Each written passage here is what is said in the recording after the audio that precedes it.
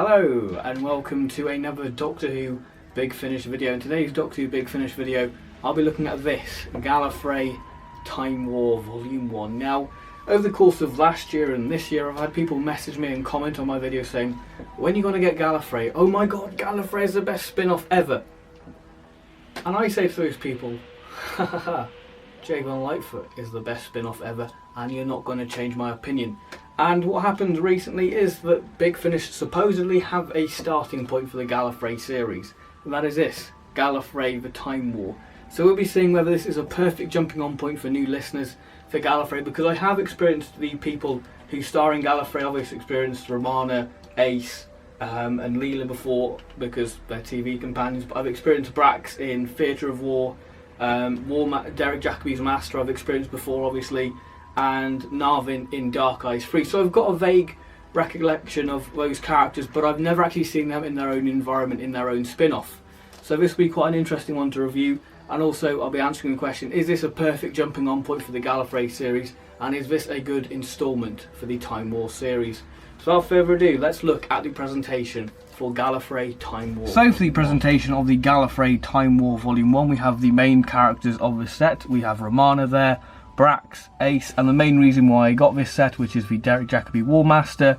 We have Leela and Narvin, Doctor Who, then we have the cast members there, then we have Gallifrey Time War with Gallifrey on fire, and no, that doesn't happen within the set. The side there, as you can see, this has number 1, so I presume Big Finish are going to do another 3 because, hey, they like doing box sets of 4. Then we have the back to what this series is about and what this set includes, and we have the individual cover art. Now this is going to move on to something quite interesting when I move on to the other side. So here we have the cover art for the Celestial Intervention, Soldier Obscura, Devil You Know, and Desperate Measures. I mentioned about individual cover art.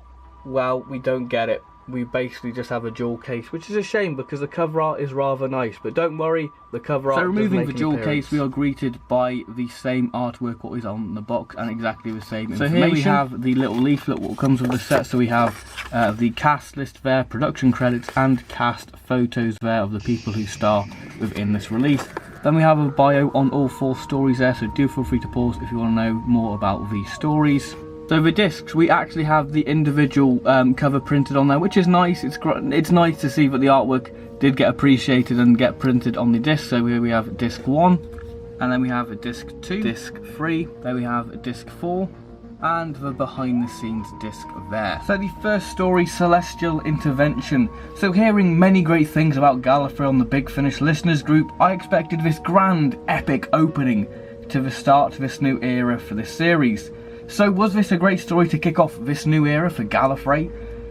No. This story is hardly epic and not that grand. The only grandness about this story is the music.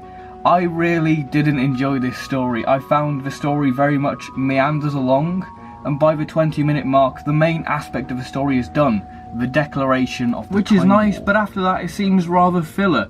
We do get a nice moral dilemma should the Time Lords let these refugees on Gallifrey, and the story also sets a few plot points to be explored in episode 4, and we also get the main arc which is set up within the story.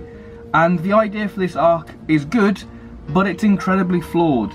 Okay, so the arc for this set is resurrecting Time Lords, which is great, and I like it. However, the idea has been done before, but that's not the issue I have. The issue I have is, why would they be resurrecting Time Lords at the start of the war? And you can't use the argument that they're developing the technology, because in episode 3 they say the Master was resurrected. So it contradicts the War Doctor's box set Infernal Devices, Legion of the Lost, with the Time Lords wanting to learn about resurrection. And in that set. So I swear in the end of time, they say towards the end of the Time War that the Time Lords got so desperate they started to resurrect the dead. And I feel like that fits into the Time War really nicely because it shows how desperate the Time Lords got towards the end of the Time War. So it just doesn't make sense why the Time Lords would start resurrecting Time Lords at the start of the war. It just doesn't make sense to me. So when you add the pieces up for the main arc, it just crumbles away, making me really not that invested within the series.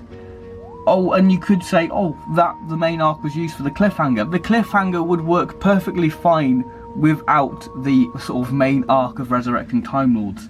Right, that's off my chest. Sorry about the rant, but that just really niggled with me, and I will say that the main arc did influenced my judgment on this series, because it made me not that invested in it. But I better cover some positives, because, yeah, positives. So, positive-wise, I did like the mention of the Loom Forest, which is a nice nod to that prolific book, Lung Barrow. I love the secrecy of the War Council, what they're hiding, you know, that's quite nice. But the main highlight for this story is Romana, so I might as well cover characters now. Romana, played by Lalla Ward.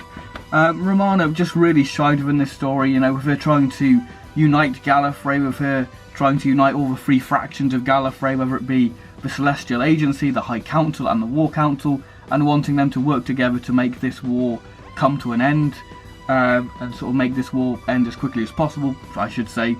So this makes her quite demanding and quite concerned for the future of Gallifrey, and very moral, and she can be quite sarky to the War Council, and she just gives a very good performance within this. Narvin, played by Sean Carlson, very much Romana's sidekick. I think that's the best way to describe him, with him being the deputy of the Celestial Agency, and he's busy trying to uncover the secrets of the War Council, so he's trying to get a bit of dirt on them. There's very much a sense of duty in sort of Narvin, and I think that Sean Carlson gives a great performance. Leela, played by Louise Jameson. It's great to see Leela in this secret agent role, and she really comes into the story within the second act, with her being put into the Death Zone, so we get the tribal instincts. And we get to see a much more mature and wiser Leela, so I think Louise Jameson just gives a fantastic performance within this. What are my overall thoughts on Celestial intervention? Well, as you can tell, I didn't like it. I just found it a bit of a drag, a very dull story, what just meanders along slowly. And like I said, by the 20-minute mark, the story's been done. Like the last 5 minutes, that's pretty good. But when you start to piece up the main arc for this story, that it's about resurrecting Time Lords, and you start applying other sort of Time Lord continuity to it, it just crumbles away. It just doesn't make sense why Time Lords would be resurrecting them at the start of the war. And it just didn't gel right, because it contradicts the War Doctor Infernal Devices. So yeah, it just is incredibly flawed in that sense, and I think that that's the only exciting thing the story has going for it within it. But yeah, I really didn't like it, so I'm going to give Celestial Intervention a 4 out of 10. It did have some nice moments. The character interactions were nice between Romana, Leela and Narvin. They were a real highlight, but other than that, it's just not that good of a story in my eyes. I know that a lot of people love it, but for me, I just found it really dull. The second story, Soldier Obscura, which is the Ace and Irvian Bracciatel story. So did I enjoy this story? Answer, yes. This is a vast improvement to the opening story. This is the first story to feature the Daleks, and oh boy, they are creepy within this story, and I feel like this story is great for new listeners, to people who haven't experienced Big Finish before, because I feel like this will be quite familiar territory for new listeners, because you do get you know, this Doctor and Companion vibe within it, as Irvian Bracciatel, I should say, is very much a doctor-y character, and obviously Ace is in the companion role. Now, I really love the concept for this story, the whole idea of the Obscura, which is used well throughout the story, and I love the twist about what is this weapon, why Ace and Brax are there. And you do get this sense of claustrophobicness, and it's just a cracking base under siege story. The Daleks are portrayed in a very interesting way, with them sort of constructing gliders to them so they can break the barrier to get into the base, causing this to be a bit like Big Finish's take on Asylum of the Daleks. We have, you know, the Daleks singing Three Blind Mice, which is just utterly creepy, and Nick Briggs does a fantastic job. It's just a great way of showing how desperate the Daleks are to unlock this Time Lord secret, you know, what is on this base. It's just a great way how the Daleks are within this story. It just shows the desperation, like I said. But I will say the final 20 minutes are superb. They're just utterly tense. However, I do have a problem with this, and that is the ending. After the credits, it just didn't sit right with me, the ending, once the credits is finished and we get this little extra scene. I just didn't really like that. It just didn't sit right with me personally. Characters, we have Ace, played by Sophie Aldred. Now Ace is very good within this, very much as she was in the TV series, but I did find the way she was written at times, she came across a bit annoying, as this is meant to be more of a mature Ace. Instead we have Ace being manipulated, and I'm fed up of Ace being manipulated, because that story's been done countless of times, whether it's been on Big Finish or on TV. It just comes across rather predictable now that you know, we expect Ace to be manipulated. It just, yeah, it doesn't work for me this time. And it just makes Ace come across a little bit annoying, which I don't like. So I would have thought that Ace could have had a bit of an insight on the mission, what she was going on, just to show that Ace is a lot more mature as a character. But Sophie Aldred does a wonderful job, nevertheless. Irvian Abraxiotel, played by Miles Richardson, a wonderful performance, very Doctor-like. You get 7th Doctor vibe from him, with him being manipulative and sly, and being a lot more of a morally ambiguous version of the Doctor. And he comes across very much like a Unbound Doctor at times. And supposedly he is meant to be the Doctor's brother. I think it was in Empire of Glass, a Virgin Missing Adventure, but like I say, canon's your own thing, so you can either treat him as a canon or whatever. But yeah, a very good character I find, and I feel like Miles Richardson really shined in the last 10 minutes with a great urgency. I think he does a wonderful job in that, because we see a very interesting perspective of Brax. Then we have Dana, who is the 3rd supporting character, because it's basically a 4-character story. You've got Ace, Irvian Braxatel, and Dana and the Daleks. So those are the characters within the story, so it's quite a self-contained story in that way. And Brax, well, Dana's one of Brax's old teachers. You get a great warm character off her, she's great, and just a very interesting twist in all with her. So what are my concluding thoughts on Soldier Obscura? Overall, it's a very enjoyable story. It came across a bit Star Wars at times, but I like the concept. The concept is utterly fantastic. The Daleks are really unnerving. Despite this being a great story, the ending of the story did leave me feeling quite cold, and it does raise a few interesting questions with what are they going to do with a certain character. So I'm going to give Soldier Obscura a 8 out of 10. The Devil You Know. So this was the main selling point for me, because I absolutely loved the War Master box set, and I need to get around to reviewing it because it's just one of the best Big Finish box sets you can get. So this story acts as very much a bridging story, because it links into the War Doctor box set 4 and the War Master series, as this story very much feels like the War Master episode 5, but in actual fact this is episode 2 in chronological terms, because this is a prequel to The Good Master, which is probably my favourite story from the set.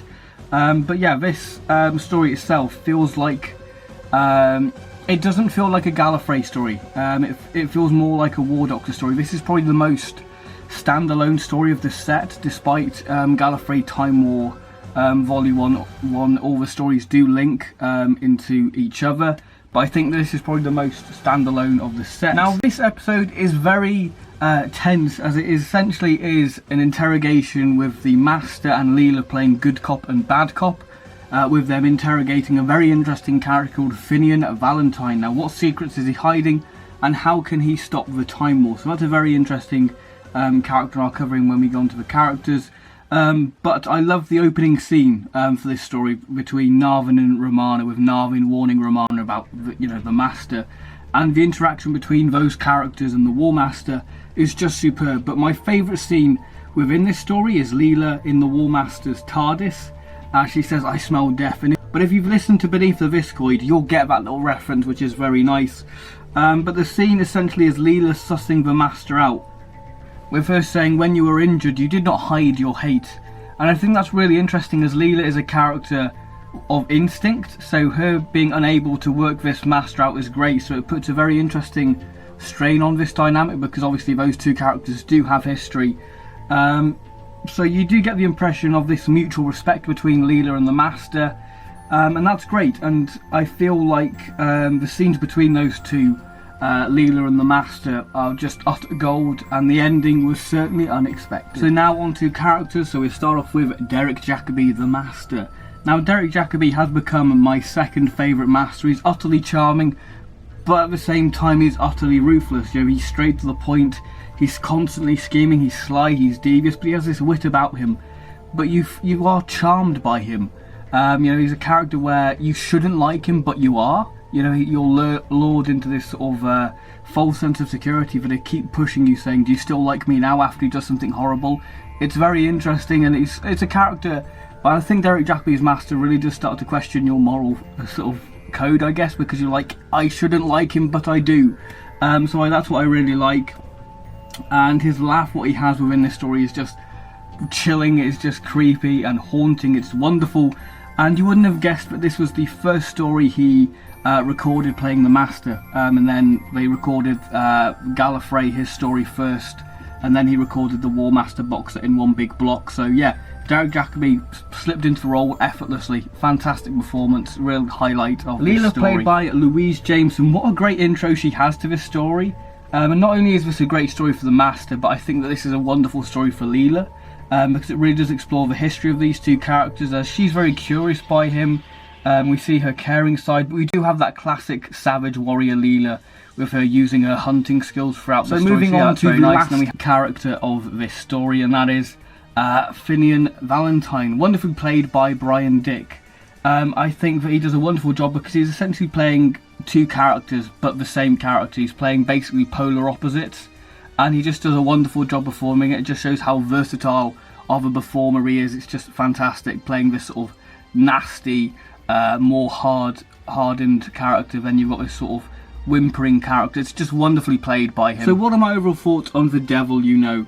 Well, this is certainly the highlight of the set for me. It's an interesting character piece, a story you don't need to have experienced the War Master box set or the War Doctor box set for, but I think if you do have that knowledge prior, I think you'll take more away from this story.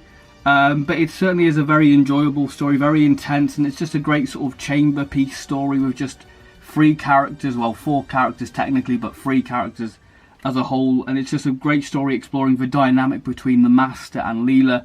So I'm going to give this story a 9 out of 10. So now on to the series finale for Gallifrey Time War Volume 1, and that is Desperate Measures. Now this is probably the most action-filled part of the set, with Battle TARDIS fighting the Daleks, and we still have the political corruption, as the opening scene sets the atmosphere with the Emperor Dalek, which is so wonderful to hear, the 2005 Emperor Dalek, because it just takes me back, and very nostalgic for me too, and it takes me back to when I first saw Parting of the Ways, and Series 1 was the first Doctor Who series I saw, so I've got immense fondness, and it just takes me back to when I first saw Series 1, and it's just wonderful to hear that, because it's just wonderful to hear the 2005 Emperor Dalek. It just sends a shudder down my spine when I heard him, because I was just like, oh, that's absolutely wonderful. We also have the Time Strategist Dalek from the War Doctor series and the Supreme Dalek, and that scene really shows the power the Daleks have. So we have that action side of the plot, with the Daleks plotting to destroy Operation Revenant, but the main side of the story is finding a new president, as President Livia wants to stand down with grace and dignity. So this will link back with the plot back in episode 1 with the War Council.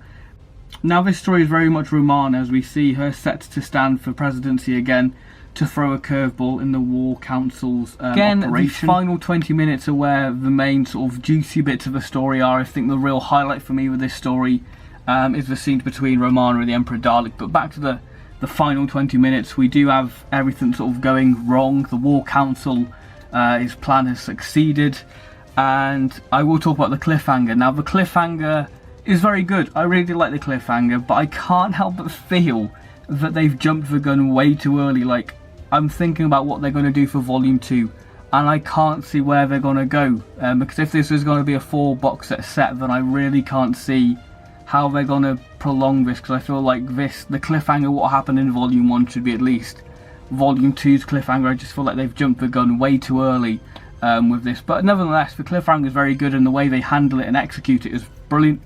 So yeah, that's all I'm going to say for Desperate Measures there. So on to characters, we have Romana, played by Lala Ward. Now Lala Ward gives another fantastic performance, as you know, she's alone, she's isolated, and we see the real determination with her, because she is prepared to do whatever is necessary, even to regenerate, to be president again, as she can't stand for office in that incarnation. So if she wins, she has to regenerate. If she loses, she can stay as the Lala Ward Romana. So we have some excellent moments with her against the Emperor Dalek, which is just the best scenes for the set for me, and with her taking the Time War in her own hands. So I quite like that. We see Romana be a bit more independent and a bit sly, because she thinks, well, everyone else has been doing a bit of a dirty, so why can't I? So I think that's quite nice to see Romana have that sort of attitude. Narvin, played by Sean Carlson, another great performance, as we see Narvin on a mission, which is great to hear, because we see how desperate, and he's quite aggressive in this story and quite mocking to the War Council, and Sean Carson just did a wonderful job. Just the interactions between Romana and Narvin are just wonderful. And yeah, Sean Carson did a fantastic job. So what are my concluding thoughts on Desperate Measures? Well, I think that this is a pretty good story. It's a right balance of action and Gallifreyan corrupt politics. So you've got sort of that sort of action side to keep you engaged, and then you've got the quite intriguing side with the War Council's plan really coming into fruition within this story. So there's a nice bit of payoff with that, with the War Council plot, I feel. Like I said, the cliffhanger is good, but I just can't see where they're going to take it.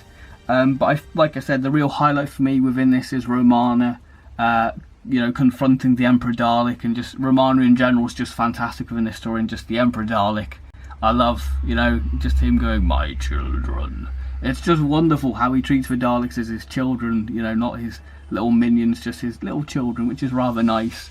And yeah, I will say the Daleks within this box set don't get an awful lot to do, but this is probably the most the Daleks do within it. I think they have like 4 or 5 scenes within it, which isn't a grand lot compared to how many scenes are actually within this story. But yeah, Desperate Measures is a pretty good story, quite a nice way to end it, but nothing groundbreaking or spectacular, but it is a decent story, so I'm going to give Desperate Measures a 7 out of 10. So what are my concluding thoughts on Gallifrey Time War Volume 1? Well, I think Gallifrey Time War 1 is just good. It's not this 10 out of 10 box set what people make out, or it is. I just think that it's good. It has its moments, but it's nothing more than good. It has some excellent moments, but it just doesn't get past the good stage, which is a real shame, because this box set had potential, which is a shame, because I would have loved to have said that this is one of Big Finish's finest. Instead, it comes off a bit half-arsed, because when I finished listening to this, I did have a few mixed emotions. I felt very underwhelmed and thinking, is that it? Like, I was satisfied with some of the stories, but just as a whole, as a series, I felt like it was very a mixed bag, personally. I think the 2 issues I have with this box set is one being the main story arc about them resurrecting Time Lords. It just seems way too early for them to even start doing that, because it is the start of the war. Why would they need to resurrect Time Lords? Because they've still got soldiers to fight. They don't need to replenish their armies or whatever, because this is the start of the war. And to me, it makes perfect sense. Towards the end of the war, it shows how corrupt the Time Lords got, that they started to resurrect their own dead just to keep them lingering on and pushing on in the war. And obviously, the whole idea of what this box set has, it contradicts Infernal Devices. I think my other main issue I have with this box set is this box set doesn't have consequences. Because when this box set does something impactful in a story, by the end of the story, the main impact has become good again.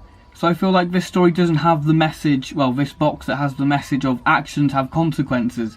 I mean, if you're doing a box set about the Time War, you want casualties, you want consequences, and I feel like this box set, I felt like it just was a box that I had to persevere listening to get to the Derek Jacobi story, because I felt like that was going to be the main payoff, and it was the main highlight of the box set for me. It was the best story within this set, and I feel like if I was to recommend a Time War box set, if you could only get one Time War box set, it wouldn't be this.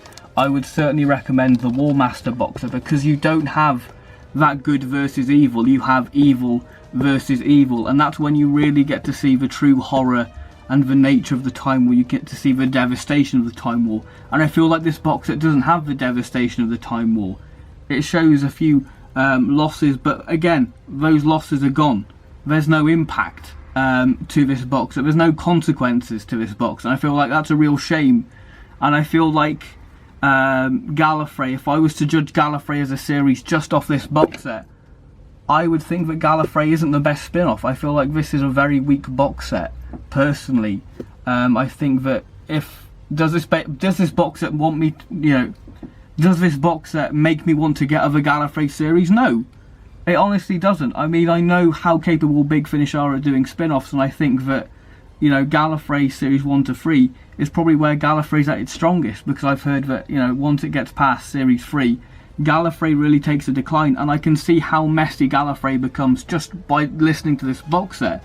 And, I can compare early Gallifrey, because I've experienced early spin-offs like Dalek Empire, Cyberman 2 and Sarah Jane, So I know how capable the early spin-offs are and how excellent they are. And I feel like this box set is very much a mixed bag. And I feel like if you're a long-term listener to the Gallifrey series, then there's going to be a lot of payoff for you. But if you're a newcomer to the Gallifrey series and you're like me, coming in with fresh eyes, then you can either come out of this set with two ways, either loving it and thinking this was a fantastic box set, 10 out of 10, or you can come out like me, you know, being very mixed, underwhelmed, thinking, was that it? And I think that's the main impact of this box set, really. I feel like the main criticism I have is obviously the main arc and this box set not having consequences. Like, don't get me wrong, I'm interested to see where this box set will go. But like I said, I feel like they really have jumped the gun way too early. Like, they've dived too deep too soon, and it's going to be interesting to see what they do with this series. So yeah, that concludes my review for Gallifrey Time War. Overall, I'm going to give the box set a 7 out of 10. I might lower the rating. It's certainly not this 10 out of 10 box set. It's fine if you agree with that, but I just want you to see my perspective and my faults with this box set, because I don't think that it is this perfect box set. If I was to say a perfect box set, it would be the War Master. So yeah, that concludes this review. I've babbled on way too long, and I hope to see you in my next Big Finish review, whatever that will be. Hopefully I'll be a lot more jolly and positive and have enjoyed it. So yeah, thank you very much for watching my review of Gallifrey Time War Volume 1, and I'll see you in my next video, whatever that will be. So yeah, thank you very much, and bye-bye.